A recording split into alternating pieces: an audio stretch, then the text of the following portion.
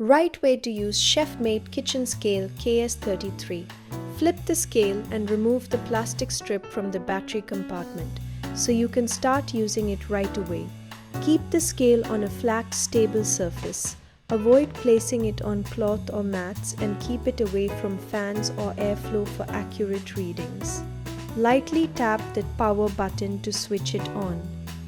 Ignore the first reading shown. Tap the unit button to choose your preferred measurement unit, grams, ml, etc. Place your food item on the scale to check its weight. How to use tare function. Place an empty bowl on the scale. Press tare to reset it to 0. Now add your ingredients for accurate measurement. Press and hold the tare button for 3 seconds to switch it off. After use care tips. Do not clean with water. Wipe the scale with a dry or slightly damp cloth and store it in a dry place. For longer battery life, remove batteries if not in regular use. Thank you.